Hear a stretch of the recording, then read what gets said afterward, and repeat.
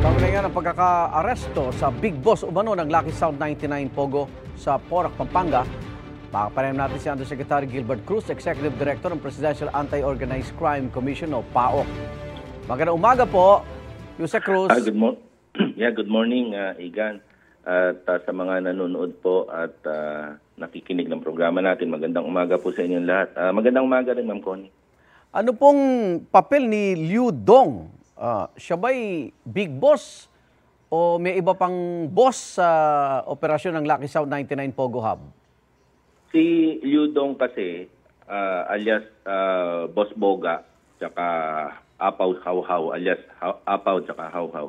Siya yung kinoconsider natin, yung Hawhaw kasi, Igan, yan, ang ibig sabihin niyan, boss of boss.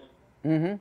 So, siya yung pwede natin sabihin kingpin ng mga Pogo dito sa atin. Mm-hmm. Kasi 2016 pa dumating dito yan, at simula noon, nagtayo na siya ng mga Pogo dyan sa may Region 3, sa Region 1, sa Region 4, at dito sa Metro Manila.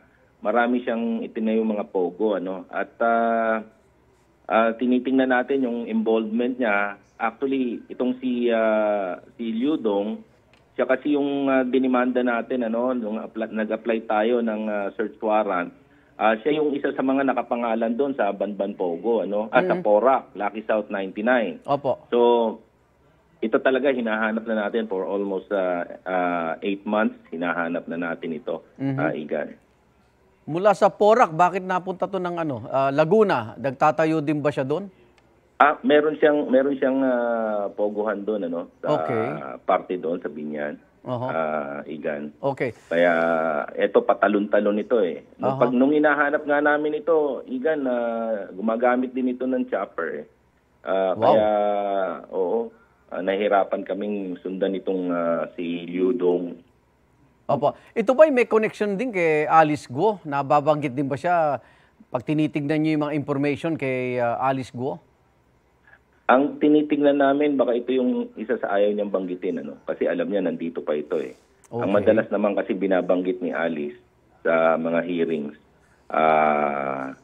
ito yung mga wala na dito sa atin, yung mga nasa abroad, yung 3 pangalan na binabanggit niya. Yan yung mga nakademanda sa atin at mga wala na dito sa Pilipinas at nasa abroad na. Itong 12 na to, ito yung mga hinahanap pa natin na talagang nagpapatakbo ng Pogo Hub dito sa atin. Yung kasamang nahuli?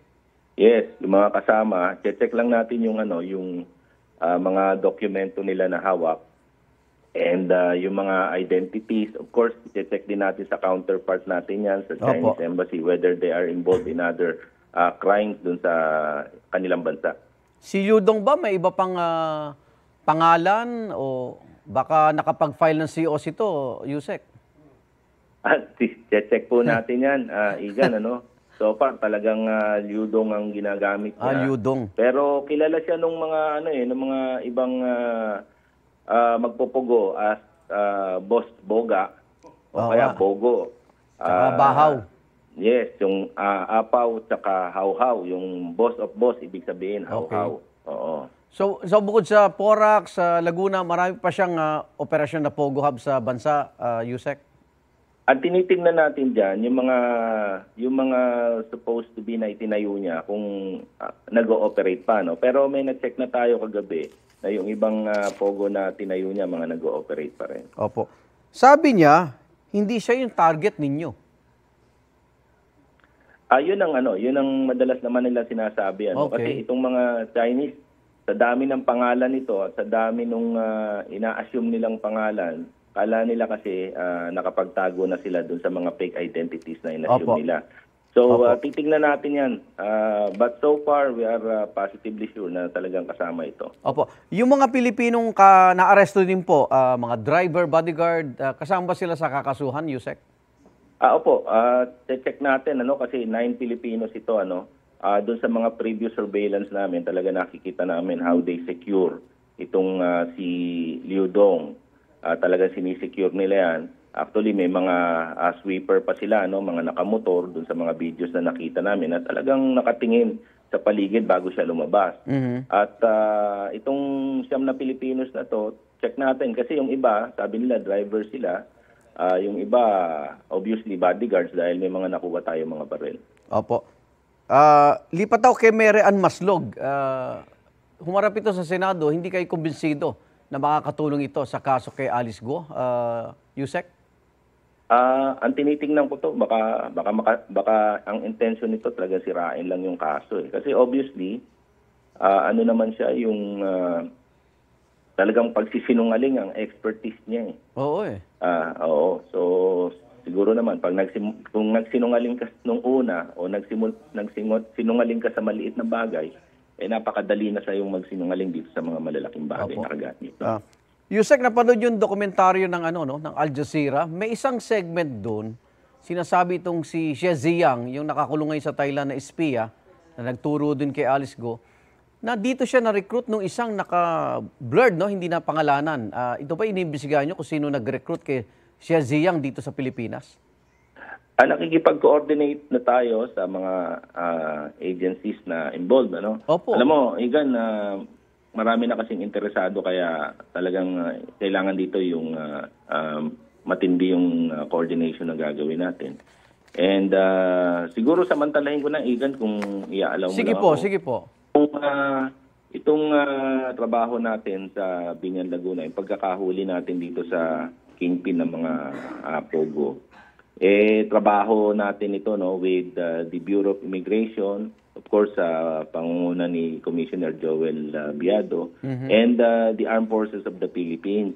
Sila talaga yung katulong natin sa pagtatrabaho. Malaking bagay nila in this. Although even yung PNP katuwang din natin dito. Kaya siguro pasalamatan ko lang sila sa mga tulong na ginagawa nila sa PAOK. Opo. Congratulations, salamat. Undersecretary Gilbert Cruz, Executive Director po ng PAOK. Ingat po kayo. Apo, thank you po. Thank you po.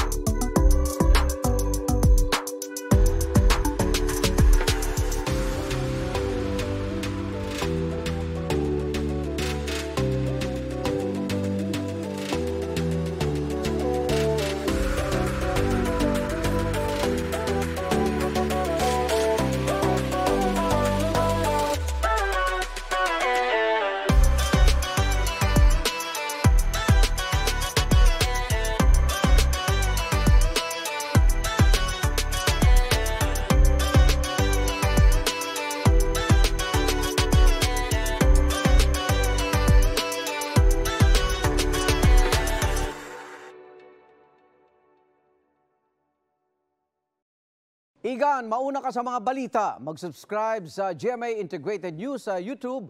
Sa mga kapuso abroad, subaybayan nyo kami sa GMA Pinoy TV at sa www.gmanews.tv.